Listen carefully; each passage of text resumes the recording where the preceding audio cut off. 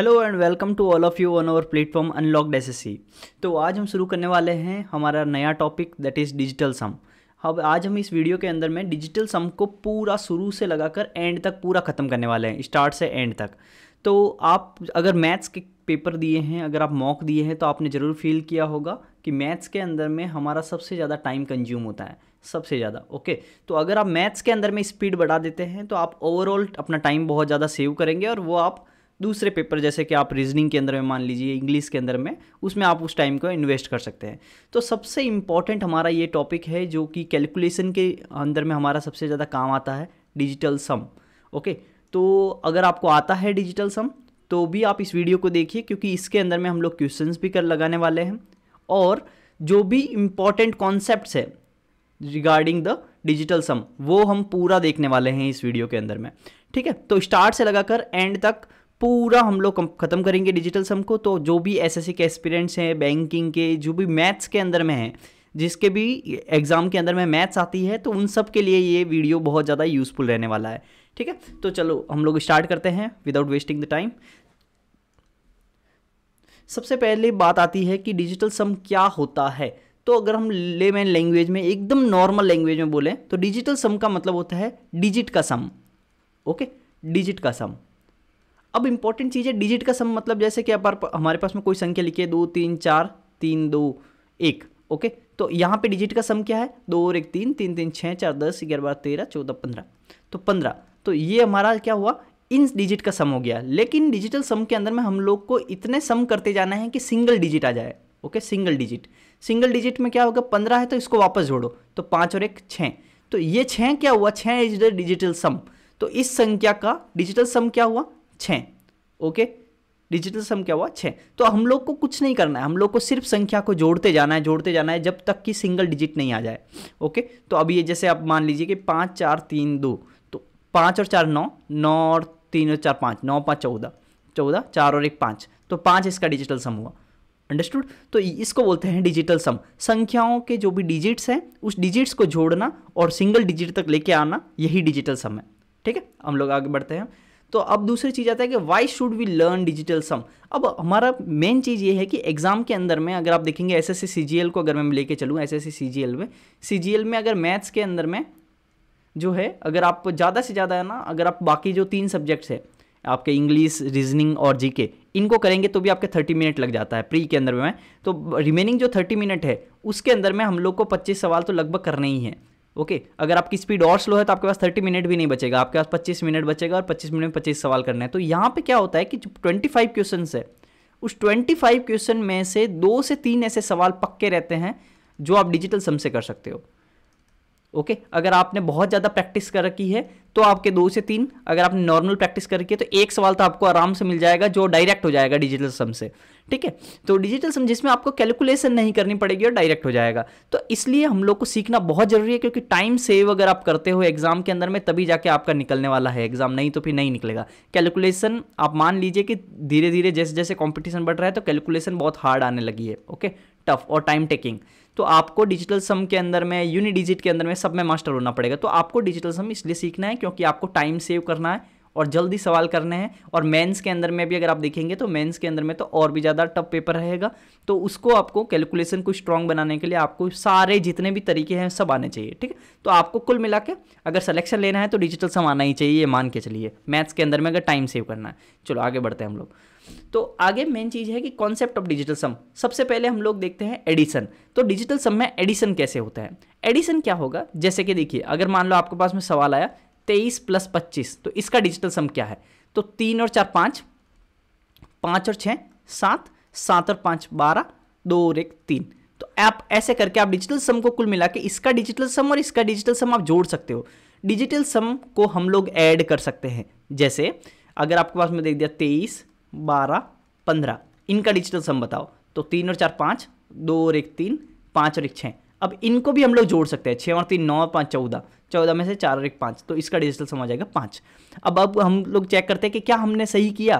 तो इसको जोड़ते हैं, कितना आता है? 5 और 6 7 और 3 10, 1 1 2 3 4 5, तो ये 50 आता है, इसका सम 50 है, तो 50 का डिजिटल सम क्या है 5। तो हमने अगर इंडिविजुअल टर्म का डिजिटल सम निकाल के सम किया तो भी 5 आया, और हमने सम करके डिजिटल सम चेक किया तो भी 5 आया। तो इसका मतलब डिजिटल सम अगर एडिशन कर रहे हैं तो एडिशन के अंदर में डिजिटल सम को भी हम लोग जोड़ सकते हैं, ठीक है।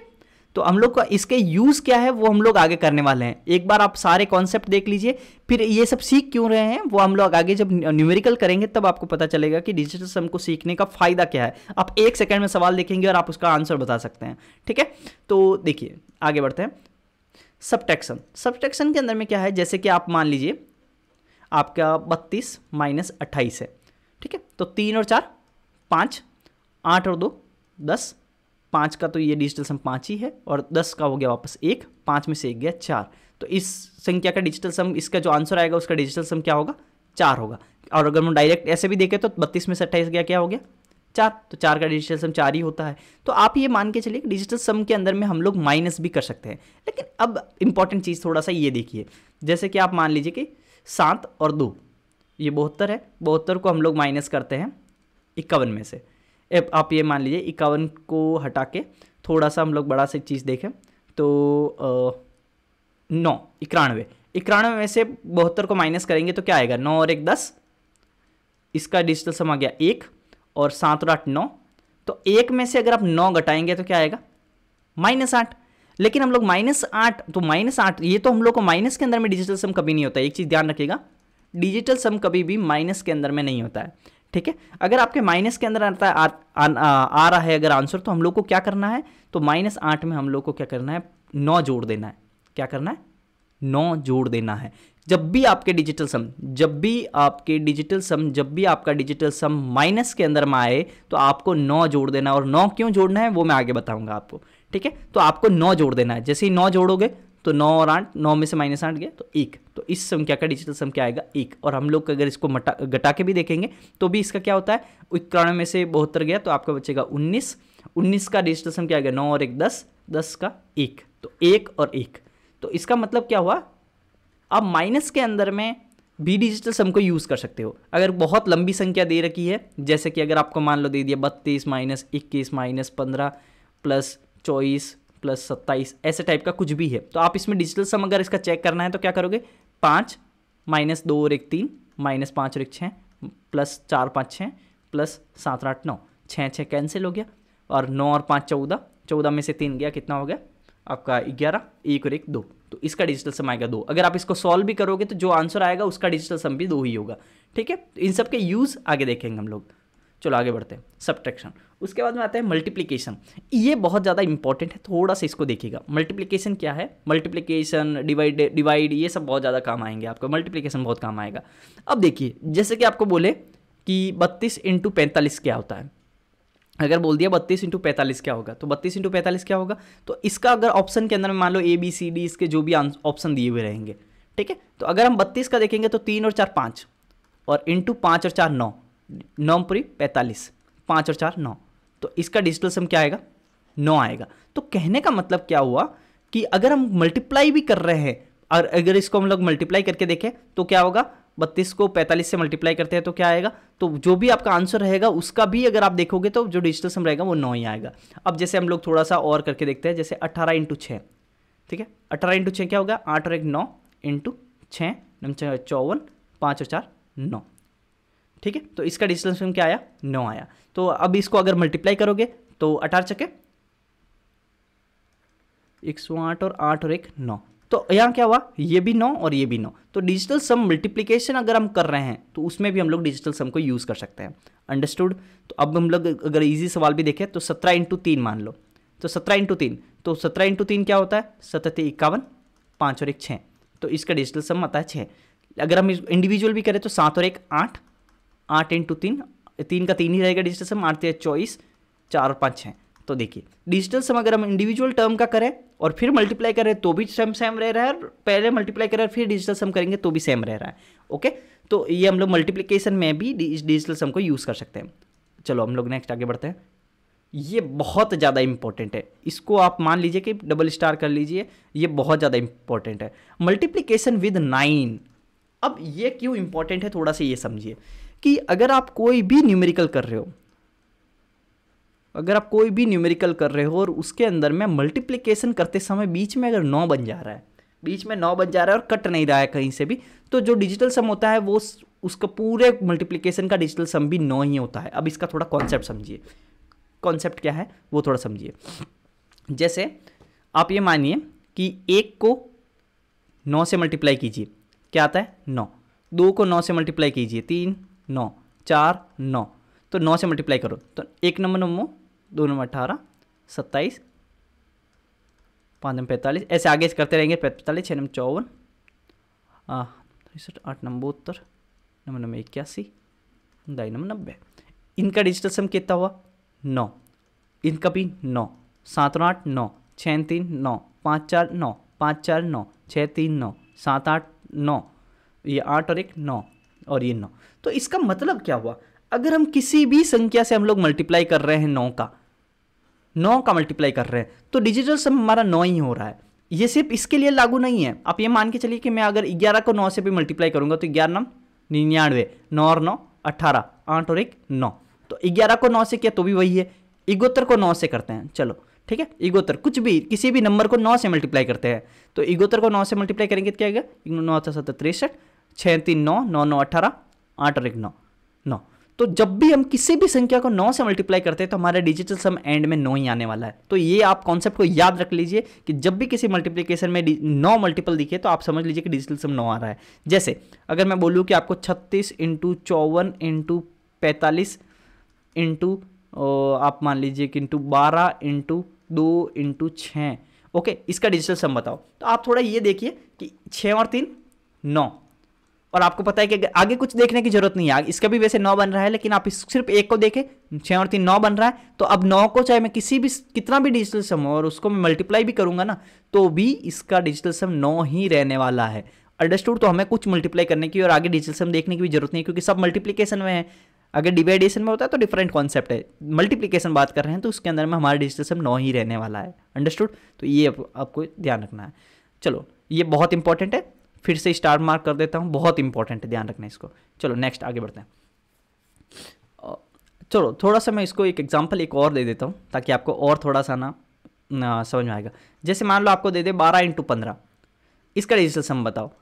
छोटा सा है, करके भी देख सकते हो अलग से, लेकिन आप इसको तो डायरेक्ट थोड़ा इस कॉन्सेप्ट से करना हो तो क्या करोगे, 12 में हमें पता है कि 3 है ना 12 के अंदर में, 3 इंटू 4 12 होता है, तो इसमें एक 3 है, और 3 इंटू 5 क्या होता है 15 होता है। आपको पता है 3 और 3 जब मल्टीप्लाई होगा तो 9 बनेगा, तो आप समझिए कि इसका डिजिटल सम भी 9 ही आने वाला है क्योंकि 9 तो बन ही रहा है ना। अंडरस्टूड। तो यहाँ पे भी आप देख सकते हो 2 और 1 3, 5 और 1 6, 6 3 18, 8 और 1 9, तो यही आया ना 9। तो कहने का मतलब हमें ये भी ध्यान रखना है 2 बार 3 3 आ रहा है मल्टीप्लिकेशन के अंदर में तो भी 9 रहेगा, ये सब आपको दिमाग लगाना है। अंडरस्टूड। चलो डिवीजन के अंदर में, डिवीजन बहुत ज़्यादा ये थोड़ा सा ना आप ये मान लीजिए हार्ड बोले या फिर टफ जो भी बोलना हो आपको, और थोड़ा इसमें आपको ध्यान रखने की चीज़ें, क्योंकि बाकी सब इजी है, जोड़ बाकी गुणा भाग गुणा तक तो सब इजी है, लेकिन जैसे ही आप भाग के अंदर में जाएंगे डिवीजन के अंदर में जाएंगे तो वहाँ पे आप ये मान लीजिए कि थोड़ा दिमाग लगाना है, इतना ईजी नहीं है जैसे आप कर रहे हो। जैसे इसमें ऐसा नहीं होता है कि आप सीधा काट काट के कर दो। जैसे अगर मैं बोलूँ कि 15 है, 15 को मैंने 4 से भाग दिया तो आंसर का डिजिटल सम क्या होगा, तो आपको ऐसे करना नहीं है, ध्यान रखिएगा। कभी कभी आपके सही भी आएगा, कभी कभी आपके गलत भी आएगा। जैसे 5 और 1 6, 4 का डिजिटल सम 4, तो 6 का क्या होगा, 6 और 4 को काटा तो 3/2, तो 3/2 को आपने लिख दिया 1.5, 1.5 का कर दिया 5 और 1 6। तो इस तरह से आप कर रहे हो तो वो आपको नहीं करना है, क्योंकि ऐसे आपके गलती होने की संभावना बहुत ज़्यादा है, कभी कभी सही होगा कभी कभी गलत होगा, तो ऐसे नहीं करना है, ये मान लीजिए। तो ये गलत मेथड है। तो आप डिवीजन के अंदर में क्या करते हो, थोड़ा सा ये चीज़ ध्यान रखिए। जब भी आप डिवाइड कर रहे हो, तो अगर आपके डिवाइड के अंदर में, बट्टा के अंदर में, नीचे हर के अंदर में, डिनोमिनेटर के अंदर में, तो अगर आपके 1 2 4 5 7 8 ये है, और क्या नहीं है 3 6 और 9, 3 के पहाड़े में आने वाली संख्या 1 3 2 3 6 3 9, तो ये 3 के कॉन्सेप्ट अलग है और इनके कॉन्सेप्ट अलग है, ये ध्यान रखना। इनके कॉन्सेप्ट अलग है, ये आप मान लीजिए कि ये आप मान लीजिए कि नंबर 1 और ये आपका नंबर 2, ठीक है। तो ये अलग मैं पढ़ाऊंगा आगे वाली स्लाइड में, तो जब भी आपके डिनोमिनेटर के अंदर में डिजिटल सम कर रहे हो और डिनोमिनेटर के अंदर में डिजिटल सम 1 आ जाए, 2 आ जाए, 4 आ जाए, 5 आ जाए, 7 आ जाए, 8 आ जाए, कभी भी डिजिटल सम को काटना नहीं है, ध्यान रखना। डिजिटल सम को कभी भी ऐसे काटना नहीं है कि 2/4 आया तो 1/2 कर दिया। डिजिटल सम को नहीं काटना है, संख्याओं को काट सकते हो, डिजिटल सम को नहीं काटना है, ठीक है। तो ये चीज ध्यान रखना, 1 2 4 5 7, ये अगर आपके है 7 और 8, ये अगर आपके डिनोमिनेटर के अंदर में है तो आप ये मानिए कि डिनोमिनेटर के अंदर में आपको डिजिटल सम 1 बनाना है। जैसे कि मान लो कि आपका आ गया 15/22, 15/22। तो अब इसको क्या करोगे, 5 और 1 6, 2 और 2 4। अब इसको काटना मत, ये काटना नहीं है, ध्यान रखना, डिजिटल सम को काटना नहीं है। 2 और 2 4। अब डिनोमिनेटर में हमारा क्या बन रहा है, 4 बन रहा है, तो हमें इस डिनोमिनेटर के अंदर में डिजिटल सम को 1 बनाना है। तो कैसे बनाओगे 1, कि 4 को ऐसी कौन सी संख्या से मल्टीप्लाई करो कि वो एक ऐसी संख्या है जिसका डिजिटल सम 1 हो। जैसे आप 1 हो, 1 चौक चौक, 2 चौक 8, 3 चौक 12, 12 का क्या आ रहा है 3, इसका 8 आ रहा है, 4 12, 5 15, 6 18, 7 21, 8 24, 9 27। अब देखिए, सॉरी, 1 2 3 12, 4 चौक 16, 4 चौक 16, 5 चौक 20, 6 चौक 24, 7 चौक 28, 8 चौक 32। अब ये देखिए 28, इसका 1 चौक 4, 2 चौक 8, 3 चौक 12, 12 का डिजिटल सम क्या होगा 3, इसका हो गया 7, इसका आ गया 2, इसका आ गया 6, इसका आ गया 8 और 2 10, 10 का डिजिटल सम 1। तो इसका मतलब क्या हुआ, हमारा 28 जो है ना, यहाँ पे अगर मैं इसको 7 से मल्टीप्लाई कर दूं तो हमारा बन जाएगा, ऊपर नीचे 7 से मल्टीप्लाई कर दूं तो नीचे क्या होगा, 7 चौक 28, 8 और 2 10, 10 का हो गया 1। तो अब हम लोग क्या करेंगे, नीचे जब भी हम लोग, हमारे पास में कोई भी डिजिटल सम आपका आ रहा है, एक आपका 2 4 5 7 8 आ रहा है, तो हम लोग को संख्याओं से मल्टीप्लाई करना है कि 1 बन जाए, उसके बाद हम लोग इसको कैलकुलेशन करेंगे। अब थोड़ा वापस से मैं शुरू से बता देता हूं। जैसे अगर आपका डिनोमिनेटर के अंदर में 2 बन रहा है, तो 2 अगर डिजिटल सम नीचे बन रहा है तो हम इसको 5 से मल्टीप्लाई करेंगे। याद कर लेना ये चीज़ है, क्योंकि जैसे हम 2 को 5 से मल्टीप्लाई करेंगे तो 10 बन जाएगा और 10 का डिजिटल सम 1 होता है, ठीक है। तो आप याद रखिए कि जब भी 2 आए तो 5 से मल्टीप्लाई करना है, जब भी 5 आए तो 2 से मल्टीप्लाई करना है। इतना याद आ गया। अब देखो, जब भी 4 आए तो 7 से मल्टीप्लाई करना है, ताकि 7 चौक 28 आ जाएगा, 28 का डिजिटल सम 8 और 2 10, 10 का 1 हो जाएगा, ठीक है। अब देखिए, और जब भी 7 आए तो 4 से मल्टीप्लाई करना है, 2 आए तो 5 से, 5 आए तो 2 से, 4 आए तो 7 से, 7 आए तो 4 से। इतना समझ में आया। अब देखिए, अगर आपके पास में 8 आ रहा है तो आपको 8 से ही मल्टीप्लाई करना है, क्योंकि 8 को 8 8 64, 6 और 4 10, 10 का 1। तो अब ये 3 आपका ये चीज़ें याद कर लो। और 1 आ रहा है डिजिटल सम नीचे तो कोई दिक्कत नहीं है, 1 का तो हम लोग को 1 ही चाहिए ना, तो 1 को आपको टेंशन लेने की जरूरत नहीं है। लेकिन जैसे ही 2 आए तो 5 से मल्टीप्लाई कर दो, 5 आए तो 2 से मल्टीप्लाई कर दो, काटना नहीं है, बार बार बोल रहा हूँ। 4 आए तो 7 से मल्टीप्लाई, 7 आए तो 4 से मल्टीप्लाई, 8 आए तो 8 से मल्टीप्लाई। अंडरस्टूड। तो ये आपको ध्यान रखना है, ये याद कर लीजिए। तो अब देखिए, थोड़ा सा हम लोग सवाल करते हैं, थोड़ा बेसिक सा। जैसे कि हम लोग को बोले कि 32 डिवाइडेड बाई 43, ठीक है, इसका डिजिटल सम देखना, या फिर ये देखिए 325 डिवाइडेड बाई 43, तो इसका डिजिटल सम कितना होगा। तो इसका डिजिटल सम ऐसे निकालना है, 5 और 3 8 और 2 10, तो ऊपर क्या बच गया 1, नीचे क्या होगा 4 3 7। तो अब इसका 1/7 नहीं है, अब इसको थोड़ा ध्यान रखिए कि नीचे जैसे ही 7 बना तो हमें पता है कि जैसे ही 7 बनता है तो हमें उसको 1 बनाना रहता है। तो 7 जैसे ही दिखा तो हम लोग को किससे मल्टीप्लाई करना है, 4 से मल्टीप्लाई करना है। तो ऊपर नीचे 4 से मल्टीप्लाई कर देते हैं, तो 7 चौक 28, नीचे तो 1 बन गया ना, तो ऊपर का मल्टीप्लाई कर दो 1 चौक चौक, तो 4/1 बराबर 4। अंडरस्टूड। तो इसका डिजिटल सम क्या आ जाएगा, 4 आ जाएगा। तो इस तरह से आपको करना है, जब भी आपको डिनोमिनेटर के अंदर में 2 5 4 7 8 दिखे तो ये संख्याओं से मल्टीप्लाई कर दो रेस्पेक्टिवली, तो और उस हिसाब से फिर कैलकुलेशन को करो। ये चीज़ थोड़ा सा आपको टफ जाएगा, तो आपको याद करना है अगर आप पहली बार कर रहे हो। अंडरस्टूड। अब चलो हम लोग आगे बढ़ते हैं। Concept of 3 6 9 in division. अब देखिए 3 6 9 को हम लोग किस संख्या से मल्टीप्लाई करेंगे, तो अभी अब देखिए थोड़ा सा दिमाग लगाओगे तो आपको समझ में आएगा। 3 है मान लो, 3 को आप किससे मल्टीप्लाई करोगे, अब 3 का पहाड़ा लिखो, 1 3 2 6 3 9 4 12 5 15 6 18 21 24 27 30। अब देखिए इसका डिजिटल सम 3, इसका 6, इसका 9, इसका 3, इसका 6, इसका 9, इसका 3, इसका 6, इसका 9, इसका 3। तो 3 6 9 3 6 9 3 6 9 ही डिजिटल सम हो रहा है, ठीक है। 3 6 9 3 6 9 3 6 9, एक तो बन ही नहीं रहा ना, तो हम 3 को किसी भी संख्या से मल्टीप्लाई नहीं कर सकते कि वो 1 बन जाए। तो ऐसी कोई संख्या ही नहीं है कि जिससे मल्टीप्लाई करेंगे और वो 1 बन जाएगा। अंडरस्टूड। तो 3 6 9 स्पेशल केस है, 6 में भी नहीं बनेगा। 6 में भी आप कुछ भी कर दो, 1 6 2 6 12 6 18। अब इसको थोड़ा देखते हैं, इसका 6, इसका 3, इसका 9, इसका 6, इसका 3, तो यही टाइप का चीज़ें बनेगी। तो इन तीनों के अंदर में आपका पॉसिबल, क्योंकि 9 को तो एक चीज़ ध्यान रखिए, 3 में और मैं बता दिया, 6 में भी मैं बता दिया ये करके। और अगर आप 9 को देखोगे, 9 को तो आप किसी भी संख्या से मल्टीप्लाई करोगे तो वो 9 ही डिजिटल सम देगा, तो चांस ही नहीं है कि वो 1 दे दे। तो कहने का मतलब बाकी सब के अंदर में, जो पिछला मैंने स्लाइड बताया था, इन सब के अंदर में तो हमारा हम डिनोमिनेटर के अंदर में हम लोग डिजिटल सम 1 बना सकते हैं। लेकिन हम ये जो 3, 6 और 9 के केस है, 3, 6 और 9 का केस है, इसके अंदर में अगर हम लोग डिनोमिनेटर के अंदर में 3, 6 और 9 आ जाए, 3, 6 और 9 आ जाए, तो हम लोग 1 बना ही नहीं सकते। अंडरस्टूड? तो हम लोग के लिए स्पेशल केस हो जाता है। तो इस केस में करना क्या है भाई, नहीं बना सकते, तो हम लोग को क्या करना है कि हम लोग 3, 6 और 9 आए तो हम लोग डिजिटल सम लगा ही नहीं सकते, डिजिटल सम लगा ही नहीं सकते, डिजिटल सम का मेथड हम लोग लगा ही नहीं सकते उस सवाल के अंदर में। अगर लगाना है फिर भी तो हम लोग को क्या करना पड़ेगा, हम लोग को ये करना पड़ेगा कि पहले उस 3 जो नीचे 3 बचा हुआ है उसको काटो। जैसे अब मैं एक एग्जांपल देता हूं तो आपको ज़्यादा समझ में आएगा।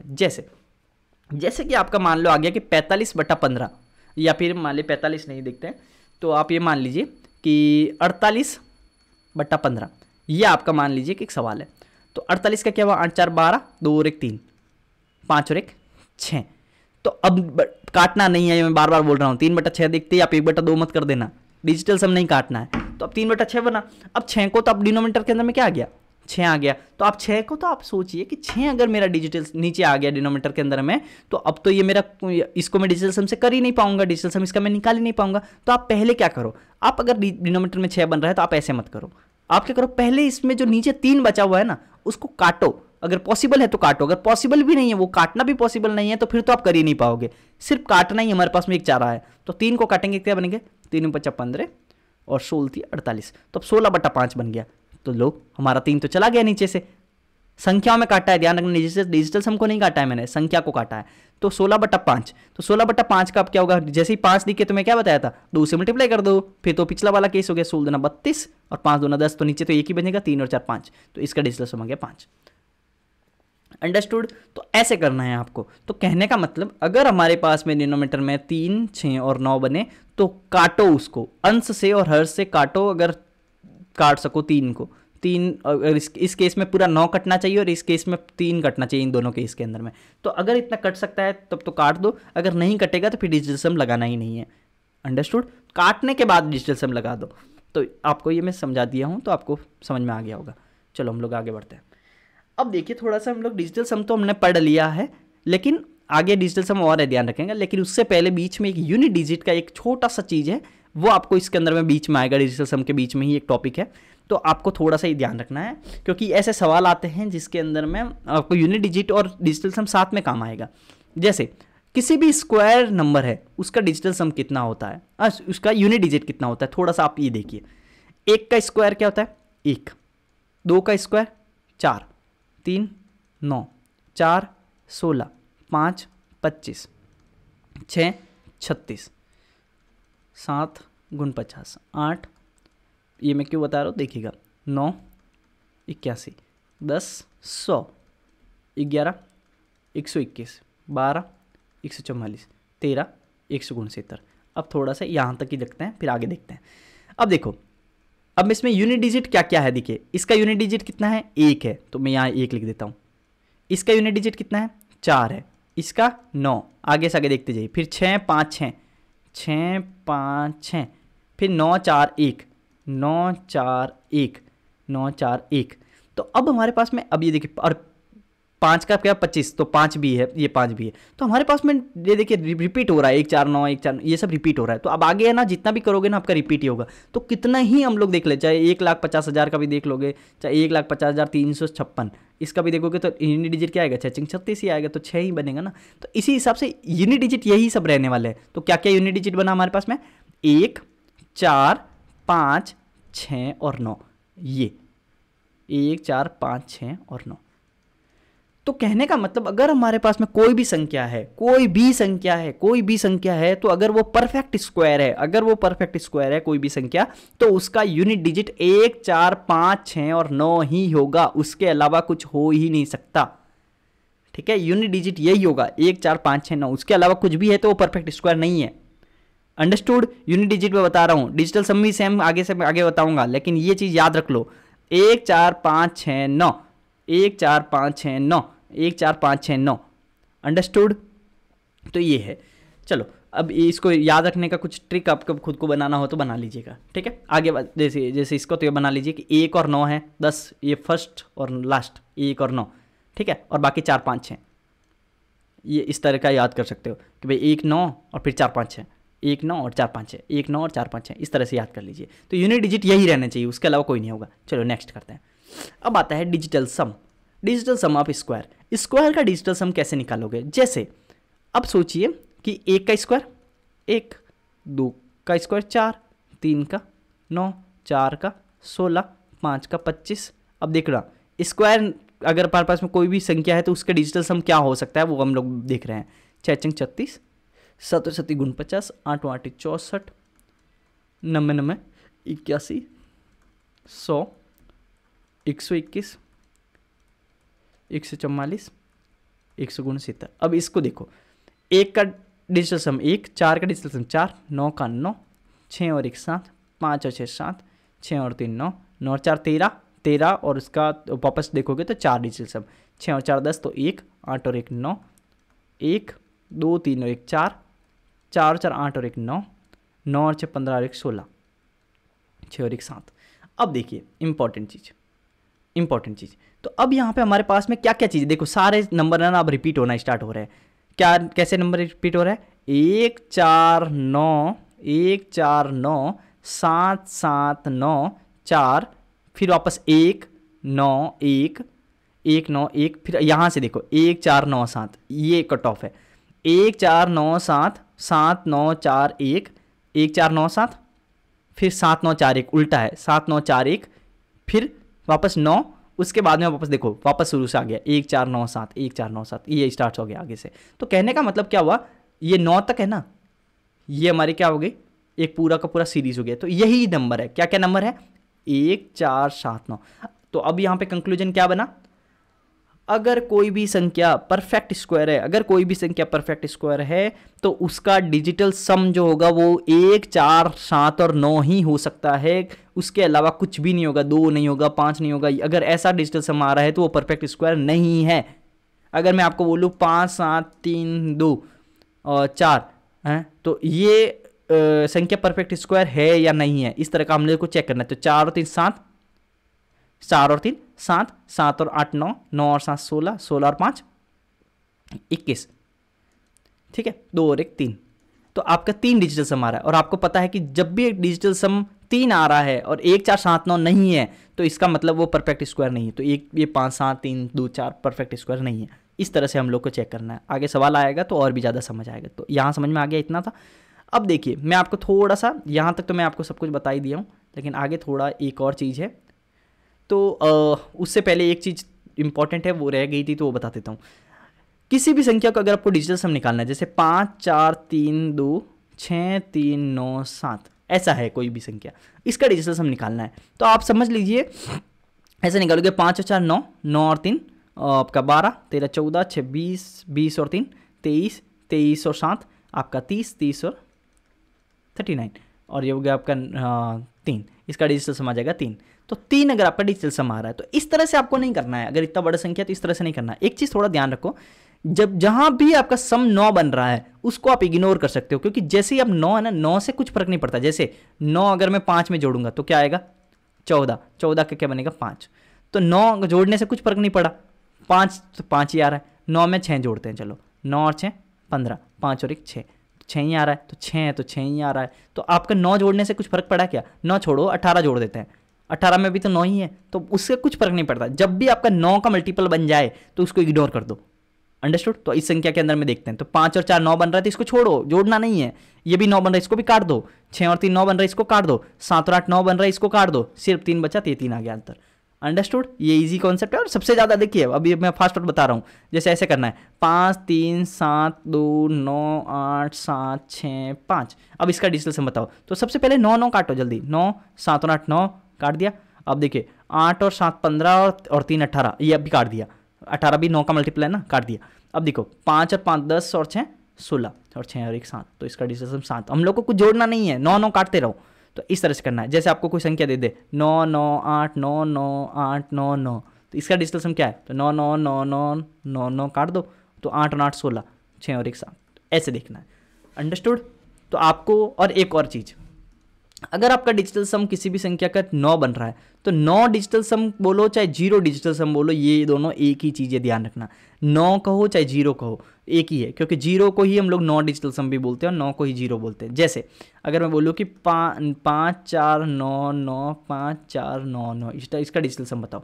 इसका डिजिटल सम 5 4 9 9 9 5 4 9 9 9, ये काट दिया, तो इसका क्या बचा, बचा तो कुछ है ही नहीं, 0 बचा। तो 0 बोलो चाहे 9 बोलो, बात वही है। तो अब इसको मान लो कि मैं लास्ट वाले को नहीं काटता, इसको नहीं काटता, तो इसका उत्तर क्या आएगा, सब तो 0 हो गया, लेकिन लास्ट वाला 9 बचा, तो 9 बचा। तो 9 बोलो चाहे 0 बोलो, बात वही है।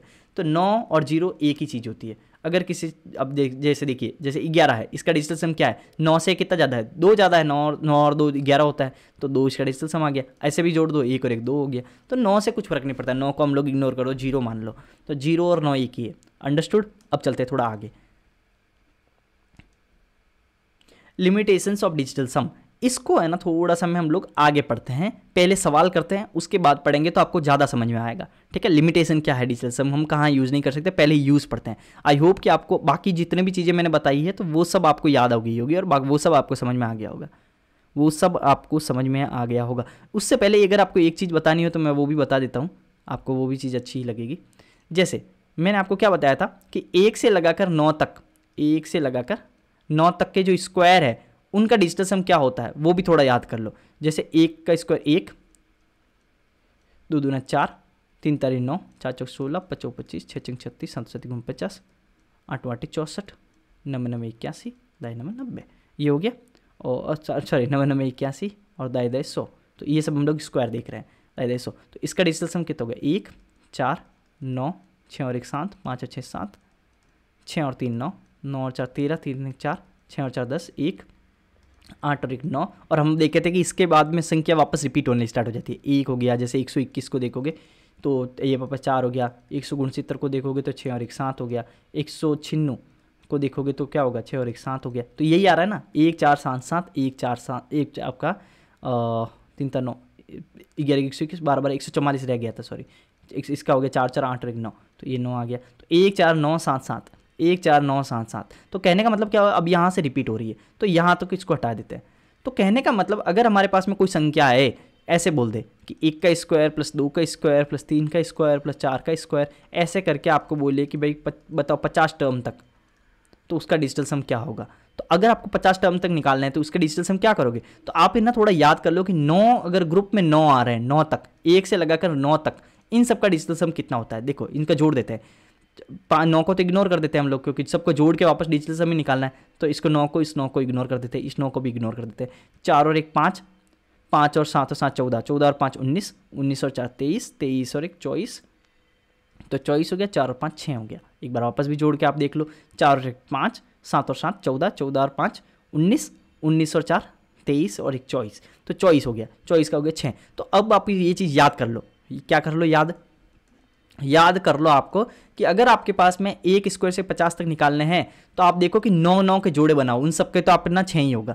तो 1 से लगाकर 9 तक का तो आपका 6 हो गया, फिर 10 से लगाकर आपका 18 तक फिर से हो गया, आपका क्या होगा, एक आपका 1 नंबर 2 नंबर 18, 27 तक, फिर वापस 3 नंबर 27, 4 नंबर 36, 5 नंबर 45, 45 तक ये हो गया।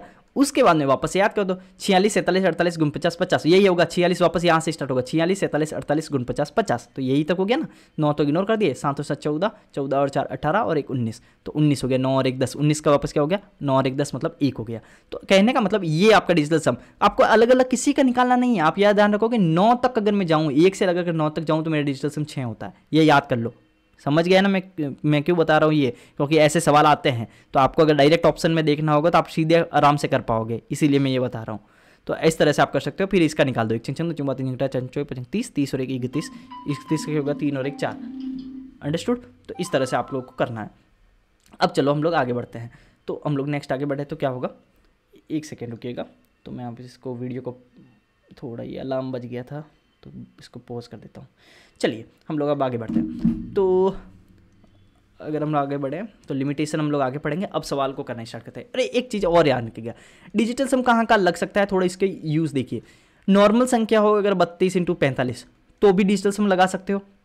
अगर ऐसा हो 32.02 × 45.07, पॉइंट सब छोड़ो, पॉइंट को सोचना ही नहीं है कि पॉइंट है यहाँ पे, डिजिटल सम आप तो भी लगा सकते हो। सीधा जोड़ो 3 और 4 5 और 6 7, ठीक है। और इस पर 5 और 4 9 तो इग्नोर कर दो, और 7, ठीक है। 7 और 7 49, और 9 और 4 13, 3 और 1 4, तो इसका डिजिटल सम 4 आ गया। इसका मल्टीप्लाई भी करोगे ना तो उनके बाद भी डिजिटल सम उसका 4 ही होने वाला है। अंडरस्टूड। तो आप पॉइंट के अंदर में कर सकते हो। दूसरा आप कहाँ पे यूज़ कर सकते हो, परसेंटेज के अंदर में।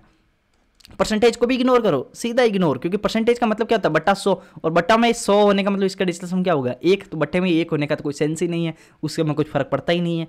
तो कहने का मतलब क्या हुआ, आप परसेंटेज को उसका टेंशन नहीं लेना है, डिजिटल सम में टेंशन नहीं लेना है। दशमलव है अगर आपके पास डेसिमल पॉइंट है तो उसका भी आपको टेंशन नहीं लेना है।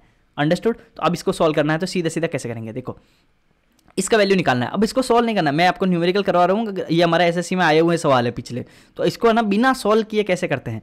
जैसे अब ऐसा नहीं करना है कि भाई, अब नॉर्मल मेथड तो क्या है 31/100 × 260 इंटू इसको मैं x मान लेता हूँ, बराबर आएगा 12 8 9 6, फिर मैं इन सबको मल्टीप्लाई करूँगा, काटूंगा, ये सब करूँगा, फिर x आएगा। तो इस तरह से करना ही नहीं है। कैसे करना है, कैसे करना है, सीधा देखो 31 का क्या हुआ डिजिटल सम 4, 3 और 1 4, ऑफ का मतलब गुणा होता है, इसका डिजिटल सम कितना होगा 8 गुणा में x बराबर 9 इग्नोर करो, 8 और 1 9 इग्नोर करो, 6 और 7 8 हो गया। अभी काट मत देना, ध्यान रखना, मैं क्या बताया था, डिजिटल सम को कभी काटना नहीं है, क्योंकि आप काटोगे तो कभी कभी उत्तर सही आ जाएगा लेकिन कभी कभी गलत भी आ जाएगा, तो आपको ये रिस्क नहीं लेना है।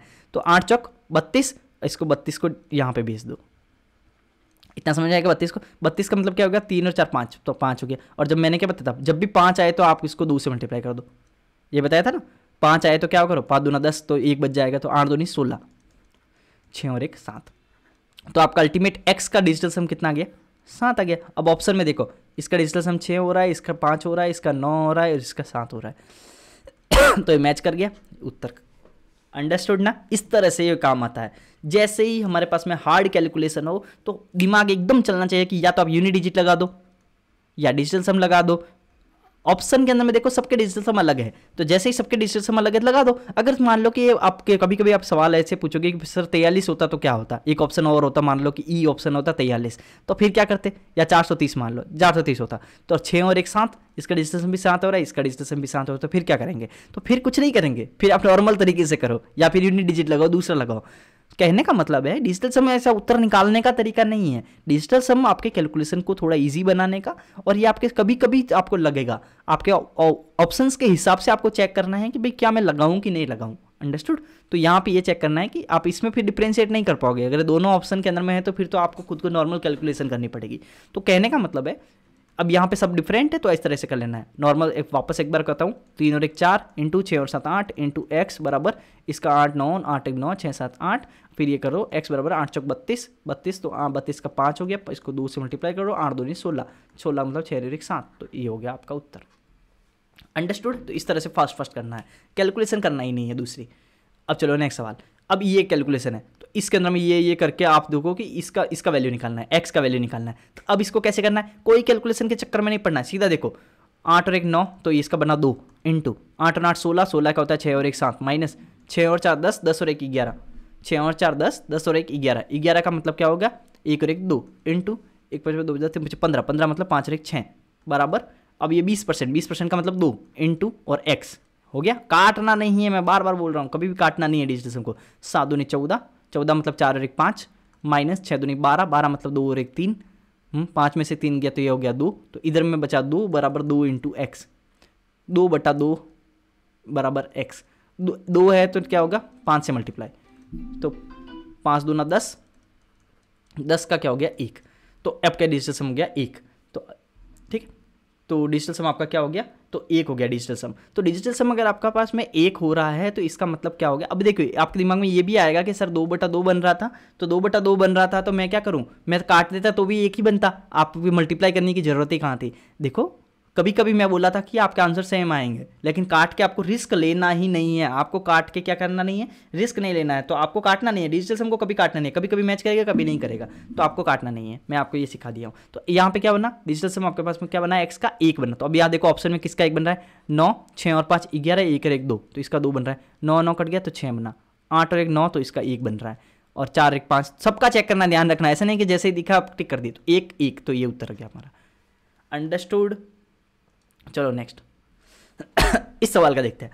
तो अब क्या होना, 4 और 1 5, 5 का स्क्वायर क्या होगा 25, ठीक है। 4 और 1 5, 5 का स्क्वायर 25, तो 25 25 का क्या होगा, 5 और 1 6 7। अंडरस्टूड, समझ में आ गया होगा। 9 9 काट दो, 8 8 8 64, 64 का मतलब क्या होगा 6 4 10, 10 मतलब 1, तो 1 हो गया, 7 में से 1 गया 6। तो अब 6 किसका आ रहा है, 2। अब देखो एक इंपॉर्टेंट चीज, आप सोचे होंगे यूनिट डिजिट से कर लेंगे, तो यूनिट डिजिट तो सब में 2 2 दे रखा है, तो यहाँ पे दिक्कत हो जाएगी। कभी कभी यूनिट डिजिट काम करेगा, तो कभी कभी डिजिटल सम काम करेगा। कभी यूनिट डिजिट से आपके 2 ऑप्शन खत्म हो जाएंगे, कभी डिजिटल सम से फिर वो बचा हुआ में 2 में से 1 खत्म हो जाएगा। तो इस तरह से दोनों को याद पता होना चाहिए, यूज आएगा आपको तो समझ में आ जाएगा। 7 और में से 1 गया 6, तो यहाँ क्या बना, 3 और 4 5, तो ये 5 बन रहा है। ये क्या बन रहा है, 7 बन रहा है।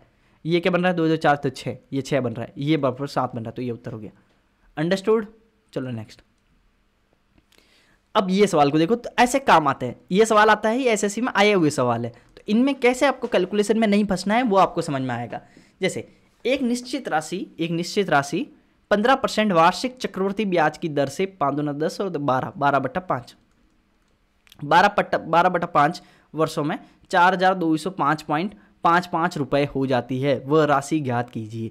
तो अब देखिए राशि ज्ञात कीजिए, तो राशि कितनी मान लीजिए कि एक्स है राशि, ठीक है। अब उसमें क्या हुआ कि 12/5 मतलब 2 साल और 2/5, ये मान लो ना 2 साल और 2/5, तो 2 साल के अंदर में तो आपका कितना होता है, एक निश्चित राशि 15% वार्षिक चक्रवृद्धि ब्याज की दर से ये रुपए हो जाती है इतने साल में। तो 15% है, तो 15% मतलब पहले साल में भी 15%। आपको नॉर्मल चक्रवृद्धि ब्याज तो आता होगा, तभी आप कर पाओगे। ध्यान रखना, इक्वेशन तो आपको बनानी पड़ेगी ना, जादू नहीं होने वाला है। तो आप ये ध्यान रखें कि इक्वेशन तो आपको बनानी ही पड़ेगी। तो चक्रवृद्धि ब्याज आपका 15%, तो 15% का मतलब क्या होता है आपका 115/100 पहले साल के अंदर में, तो बाद में ये हो जाएगा। दूसरे साल के अंदर में वापस से ये हो जाएगा।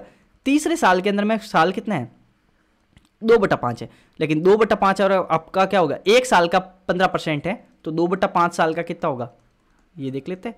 5 से 15, 3 दूनी 6%, तो 6% का मतलब हो गया 106/100। तो ये आपको सब चक्रवृद्धि ब्याज की कॉन्सेप्ट है। तो ये जब करोगे तो क्या आएगा 4205.55। अब देखो, अब आपकी इक्वेशन बन गई इस तरह की। अब इस तरह की इक्वेशन बन गई तो आप सोचो ना, इसको डिवाइड कैसे करोगे और इसको सॉल्व कब करोगे, और आपकी कैलकुलेशन कितनी हार्ड हो जाएगी। ऐसे केस में डिजिटल सम काम आता है। अंडरस्टूड। तो अब यहाँ पे फंसना नहीं है। अगर आपको डिजिटल सम नहीं आता है या फिर आपके आपने प्रैक्टिस नहीं कर रखी है, तो आपका फिर हाथ बैठ जाएगा, आपको कुछ फिर कर नहीं पाओगे। यहाँ आने के बाद कैलकुलेशन में पढ़ोगे, टाइम वेस्ट करोगे। तो 5 6 और 7, तो ये 7 हो गया, इसका भी 7 हो गया, इसका भी 7 हो गया, इसका कितना बनेगा 5 4 9 हटा दो, 5 5 10 11 12, 12 मतलब 2 और 1 3 हो गया। अब देखो, अब इसको 7 7 गुण 50, 7 गुण 50 आता 343, तो 343 मतलब 3 3 6 और 4 10, 10 मतलब 1, तो 3/1 मतलब 3, तो इसका डिजिटल सम कितना हो गया 3। तो यहाँ पे 3000, यहाँ पे 5 और 3 8, इसका डिजिटल सम 3 हो रहा है, इसका 8 हो रहा है, इसका 3 4 5 हो रहा है, इसका 7 और 8 9 हो रहा है। हो गया उत्तर 3000, खत्म। तो इस तरह से करना है। अंडरस्टूड ना, सब कुछ समझ में आ गया। कैलकुलेशन अगर कहीं पे रॉन्ग हो जाए तो आप देख लीजिएगा, बाकी आपको कॉन्सेप्ट पूरा समझ में आ गया होगा। अगर ये आपको नहीं पता कि 106 कहाँ से आया, 115 कहाँ से आया, तो ये फिर तो आपको चक्रवृद्धि ब्याज पढ़ना पड़ेगा। यहाँ पे हमारा लेक्चर है डिजिटल सम का। अगर आपको दूसरे टॉपिक भी नहीं आते तो आप कमेंट सेक्शन में बता सकते हो, तो हम लोग वो भी करेंगे। और एक इंपॉर्टेंट चीज़, अगर आपको पसंद आ रहा है, अगर आपको सब कुछ समझ में आ रहा है, तो आप सब्सक्राइब करना और अपने दोस्तों के साथ शेयर जरूर करना। चैनल को सब्सक्राइब करना है, कमेंट भी करना है, डाउट आए तो वो भी कमेंट में लिखना है, ठीक है। चलो हम लोग अब आगे बढ़ते हैं। ये देखो P की वैल्यू है 99, तो P इंटू ये सबका मान कितना होगा। अब देखो स्मार्ट चीज़ मैंने जो कॉन्सेप्ट बताया था कि 9 वाला चीज़ डिजिटल सम। अब देखो ये 9 9 है, तो डिजिटल सम तो इसका 9 ही रहने वाला P का। अभी कैलकुलेशन में पढ़ना ही नहीं है। आप सोचो P है, अब इसका डिजिटल सम P का क्या है, डिजिटल सम 9 है, ये दे रखा है ना 9 है, तो अब 9 को किसी भी संख्या से मल्टीप्लाई करो तो डिजिटल सम तो 9 ही आने वाला है। मैं बताया था ना, 9 को किसी भी संख्या से मल्टीप्लाई करो तो डिजिटल सम 9 आने वाला। तो ऑप्शन में किसका डिजिटल सम 9 है, 9 9 9 कैंसिल, इधर 2 3 और 24 मतलब 6, ये नहीं हो रहा है, गलत है। ये 9 9 9 कैंसिल, ये भी नहीं हो रहा है, गलत है। ये सब 9 हो रहा है, तो ये एक तो ये ऑप्शन है सही है, 9 9 9 ये भी गलत है। तो तीनों गलत हो गया। अगर 2 का किसी का 9 आता है तो फिर तो आपको नॉर्मल तरीके से जाना है या यूनिट डिजिट से जाना है, तो आपका ये उत्तर हो गया। समझ गए ना किस तरह से काम आएगा? अंडरस्टूड। चलो आगे। अगर कुछ भी समझ नहीं आया तो आप कमेंट कर सकते हो। अब देखो आगे, अपनी मासिक आय से एक्स घरेलू खर्चों पर 24। अब देखो एक आदमी है एक्स, अपनी मासिक आय से एक्स घरेलू खर्चों पर 24% खर्च करता है घरेलू खर्चों पर, 16% खर्च करता है शिक्षा पर, 28% खर्च करता है शिक्षा पर 28% खर्च करता है। शेष में से वह 72% धन दान करता है। शेष में से, रिमेनिंग में से वो 72% धन दान करता है। पहले तो देखते हैं शेष बचा कितना। पहले कितना बता? 8 4 12 6 18, 12 6 18, 1 2 2 4 5 और 1 6, 68, तो 32% बचा। 68% तो आपका खर्च हो गया, तो 32% बचा। मान लो कि उसकी सैलरी थी एक्स, मान लो कि उसकी सैलरी थी एक्स, उसमें से उसके पास में 32/100 बचा, 32% बचा। अब इंटू, अब क्या बोला? शेष में से वह 72% धन दान करता है और इतने रुपए की राशि के साथ वह छोड़ देता है। मतलब कहने का मतलब वो इतना बच जाता है राशि, इतना दान करने के बाद में जो बचा वो है। तो 72% तो दान कर दिया इसका, इस अमाउंट का 72% दान कर दिया, तो बचा कितना? 28% बचा। इसका 28% बचा, ये क्या बना? शेष में से, तो शेष का 28% बचा। और ये कितना बचा? 2403.52 ये बचा। उसकी मासिक आय ज्ञात कीजिए। तो मासिक आय कैसे ज्ञात करेंगे? अभी देखो ये सब कैलकुलेशन के चक्कर में पड़ोगे फिर से टाइम पास, तो ऐसे नहीं करना है। ऐसे केस के अंदर में आप देखो कि डिजिटल सम से थे करो। 3 और 4 5, 8 और 9 10, 10 का तो वापस 1 ही हो गया बराबर। 4 3 7 8 9, 9 हटा दो छोड़ दो, 5 और 6 7 7। पॉइंट के चक्कर में नहीं पढ़ना है। डिजिटल सम में पॉइंट का कोई फर्क नहीं पड़ता, परसेंटेज का कोई फर्क नहीं पड़ता। अब देखो ये 7 है, ये 5 है, तो x इंटू एक्स, तो x बराबर क्या होगा? 7/5। और 7/5 है तो इसका मतलब क्या? मैं क्या बोला था? जब भी बटा में 5 आए तो आप कैसे मल्टीप्लाई करो? 2 से मल्टीप्लाई करो। 2 आए तो 5 से, 5 आए तो 2 से, 4 आए तो 7 से, और 8 आए तो 8 से। ठीक है, 7 दूना 14, नीचे वाला तो एक ही बन रहा है, 7 दूना 14, 4 और 1 5। तो डिजिटल सम क्या आएगा? x का 5 आया। तो अब देखो इस पर 7 और 8 9, 5 और 4 9, तो अब इसका डिजिटल सम बना 2। इसका कितना बना आपका? देखो 5 6 7 8 9, ये हटा दो, 8 और 6 14, 14 मतलब 4 और 1 5, एक तो इसका सही बन रहा है, तो ये हो सकता है। आगे 9 का नहीं होना, 5 और 3 8 और 2 10 11 12, 2 और 1 3, ये भी गलत हो गया, ये गलत हो गया, ये भी गलत हो गया। आगे 6 7 8 2 10, 10 और 5 5 10, 10 और 10 20, 20 का मतलब 2, तो ये भी गलत हो गया। उत्तर हो गया हमारा ये। अंडरस्टूड। अगर किसी के 2 ऑप्शन सेम हो तो फिर तो मैं आपको बता चुका हूँ, चेक करो नॉर्मल तरीके से जाके। नेक्स्ट सवाल, पहले वर्ष के दौरान एक कस्बे की जनसंख्या में, ये सवाल आप मान लीजिए सेम टू सेम सवाल हमारा अभी आया था पॉपुलेशन के ऊपर में, आपको वहाँ पे डिजिटल सम काम में लेना था, ध्यान रखना। पॉपुलेशन का सवाल आया था अभी एसएससी के मेंस के अंदर में, 2024 में मेंस में आया था। उसमें आपका डिजिटल सम यूज़ में लेना था। अगर आपने डिजिटल सम नहीं लिया है फिर आप फंस जाओगे कैलकुलेशन में। तो आपको दिमाग में आना चाहिए कि कैलकुलेशन में किस जगह पे मैं डिजिटल सम यूज़ में ले लूँ। आपको कोई ऐसा नहीं है कि हर सवाल में लेना ही लेना है। एक चीज़ ये भी ध्यान रखना, कभी कभी हमारे नए नए सीखते हैं ना, तो ज़बरदस्ती आदत हो जाती है कि हम लोग जो सवाल देखते हैं उसमें डिजिटल सम लगाते हैं। अरे हर सवाल में नहीं लगाना है। कभी कभी कैलकुलेशन इतनी ईजी होती है तो कैलकुलेशन ईजी पड़ जाएगी, तो कैलकुलेशन करो। कैलकुलेशन का तो कोई अल्टरनेटिव है ही नहीं, कैलकुलेशन को कोई नहीं हरा सकता। आपको कैलकुलेशन स्ट्रांग होनी चाहिए, तभी आपका सिलेक्शन होगा। डिजिटल सम क्या है कि कभी कभी आप फंस जाओ ना, वहाँ काम में लेना है, या फिर कभी कभी लगे कि कैलकुलेशन बहुत हार्ड जा रही है तो वहाँ काम में लेना है। अब चलो हम लोग आगे बढ़ते हैं। पहले वर्ष के दौरान एक कस्बे की जनसंख्या में 12% की वृद्धि हुई, तो वृद्धि हुई। अगले वर्ष इसमें संक्रमण के कारण 8% की कमी हुई। दूसरे वर्ष के अंत में इतनी हो गई, तो पहले वर्ष में कितनी थी? मान लो पहले वर्ष में x थी, 12% की वृद्धि हुई तो मतलब 112/100, 8% की कमी हुई तो मतलब 92/100। ठीक है, और ये हो गई कितनी? 64,400। अगर ये सब भी नहीं आता है 12 और ये 8, तो आप परसेंटेज का चैप्टर देखना। ओके, नहीं आता है तो कमेंट करना। तो अब देखो आगे, तो अब यहाँ पे कैसे होगा? 6 और 4 10 और 4 14, 6 और 4 10, 10 और 4 14, 14 का मतलब 4 और 1 5, तो इसका डिस्टेंस में इधर 5 आ गया, 9 हटा गया तो 2 आ गया, 2 3 4 आ गया, तो 4 दूना 8, तो यहाँ पे x बराबर आ गया 5/8, और 8 आए तो मैंने क्या बताया था? 8 आए तो 8 से मल्टीप्लाई करो, 8 बचा 40, तो 4 आ गया डिजिटल सम। तो 4 किसका है? 5, ये गलत है। 6 और 5 11 12 13, 13 मतलब 3 और 1 4, एक तो ये है। 5 4 9 हटा दो, 7 5 12, 12 मतलब 2 और 1 3, तो ये भी कैंसिल हो गया। 5 5 10, 1 हो गया, ये भी कैंसिल हो गया, तो आपका उत्तर हो गया ये। तो अब ये ऐसे तरीके से करना है आपको सवालों को। चलो हम लोग आगे बढ़ते हैं। निम्नलिखित, हाँ ये मैं ना जो बता रहा था कि भाई आपको कैसे ध्यान रखना है, ये इंपॉर्टेंट चीज़ है। निम्नलिखित में से कौन सा एक पूर्ण वर्ग है। इस तरह के सवाल को अगर आप करने जाओगे ना, फिर तो आपका बहुत, आप ये समझ लीजिए 1 घंटा लग जाएगा अगर आप इसको नॉर्मल मेथड से जाओगे। इस सवाल को करना ही यूनिट डिजिट और डिजिटल सम से है। इस सवाल को करना ही यूनिट डिजिट और डिजिटल सम से ही है। इनको वैसे ही करना है, ध्यान रखना। तो आपको ये आने ही चाहिए। तो ये इसलिए बना, निम्नलिखित में से कौन सा एक पूर्ण वर्ग है। अब सोचो इस सवाल को पूर्ण वर्ग आप कैसे चेक करोगे, बहुत टाइम लग जाएगा इसको पूर्ण वर्ग चेक करने के अंदर में। तो आपको कैसे चेक करना है, सबसे पहले यूनिट डिजिट का देख लेते हैं। मैंने क्या बताया था, किसी भी यूनिट डिजिट, अगर कोई भी संख्या परफेक्ट स्क्वायर है, अगर कोई भी संख्या परफेक्ट स्क्वायर है तो उसकी यूनिट डिजिट कितनी हो सकती है, 1 9, फिर मैं बताया था 4 5 6, 1 9 4 5 6, यही बताया था ना, 1 9 4 5 6। तो ये देखो यही हो सकती है यूनिट डिजिट, उसके अलावा कुछ नहीं होनी सकती है। 9 हो सकता है, 4 हो सकता है, 9 हो सकता है, 8 नहीं हो सकता। तो ये तो ऑप्शन कट गया। इस तरह से चेक करना। तो एक ऑप्शन यूनिट डिजिट से कट गया। अब थोड़ा देखते हैं डिजिटल सम से करता है कि नहीं करता है। डिजिटल सम क्या क्या हो सकता है किसी भी परफेक्ट स्क्वायर नंबर का। 1900, हाँ वो ट्रिक नहीं बताया था। अब देखो 1 4 7 9 ये होता है, लेकिन अब देखो 1 4 7 9 को याद है ना, करना बड़ा मुश्किल होता है। इसका मैंने बता दिया कि फर्स्ट और लास्ट 1 9 और 4 5 6, ये तो आपको इस तरह से याद करना है। इसको कैसे याद करोगे, इसको याद करने का ट्रिक है 1947। इस तरह से याद कर लो। 1947 के अंदर में हमारा देश क्या हुआ था, आज़ाद हुआ था।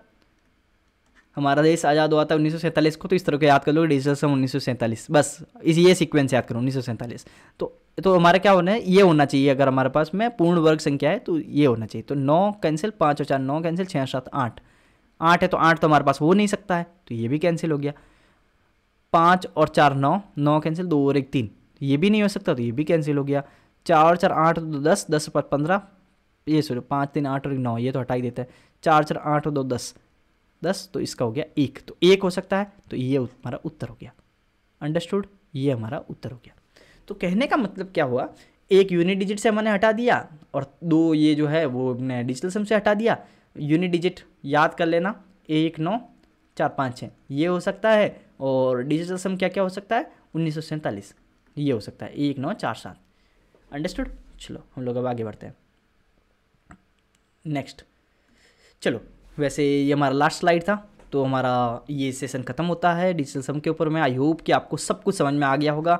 आपको बहुत सारी चीज़ें मैंने बता दी है, जितने डिजिटल सम में पॉसिबल चीज़ें हैं वो मैंने सब बता दी है। कोई सवाल भी करवा दिए हैं, और कुछ कुछ बहुत अच्छी अच्छी चीज़ें जो थी, जैसे कि आपके 1 स्क्वायर से लगा कर 9 स्क्वायर तक का डिजिटल सम जो होता है वो 6 होता है। ये सब चीज़ें बहुत ज़्यादा काम आती है, ध्यान रखिएगा।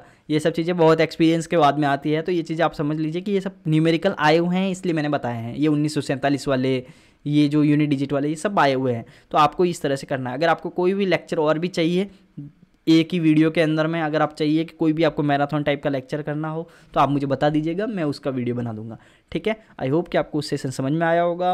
अगर अच्छा लगा है तो लाइक करना, सब्सक्राइब करना, दोस्त के साथ शेयर करना, और रोज़ाना जो भी नए लेक्चर आए उसको भी देखते रहना। इससे आपका बहुत ज़्यादा मैथ्स के अंदर में स्कोर बूस्ट होगा। और एक चीज़ ध्यान रखना, एक लाइन के अंदर में है, हर सवाल के अंदर में डिजिटल सम नहीं लगाना है, ज़बरदस्ती नहीं लगाना है। कहने का मतलब जहाँ लग रहा है वही लगाना है। और आपको डिजिटल सम आपने सीखा है, इसका मतलब कभी भी ये नहीं है कि आप बस अपने कैलकुलेशन को छोड़ दो और बस डिजिटल सम के चक्कर में पड़ जाओ। कैलकुलेशन का कोई अल्टरनेटिव नहीं है। कैलकुलेशन आपको स्ट्रांग बनाना है, नहीं तो आपका सिलेक्शन होना नहीं है, ये मान के चलिएगा। ठीक है, क्योंकि कंपटीशन बहुत बढ़ रहा है। चलो ठीक है, चलते हैं, मिलते हैं फिर कल नए वीडियो में। चलो बाय बाय।